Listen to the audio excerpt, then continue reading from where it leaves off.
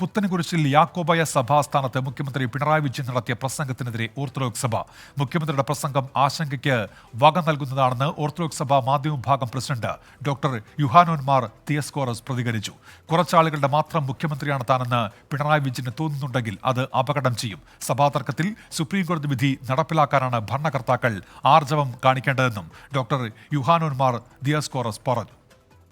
അങ്ങ് കേരളത്തിന്റെ മുഖ്യമന്ത്രിയാണ്. അതല്ലാതെ ഏതെങ്കിലും കുറച്ചു പേരുടെ മുഖ്യമന്ത്രിയായിട്ട് ഒരു കാരണവശാലും പെരുമാറരുത്.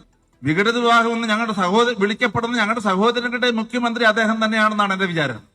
പക്ഷേ അദ്ദേഹത്തിന്റെ പ്രവർത്തനങ്ങൾ പലതും കാണുമ്പോൾ അദ്ദേഹം ഒരു പർട്ടിക്കുലർ ഭാഗത്തിന് മാത്രം മുഖ്യമന്ത്രിയാണ് എന്നൊരു ധാരണ ഞങ്ങൾക്കുണ്ടാകുന്നു. ശരിയോ തെറ്റോ എന്നത് വേറൊരു വിഷയം. അത് അദ്ദേഹമാണ് പറയേണ്ടത്.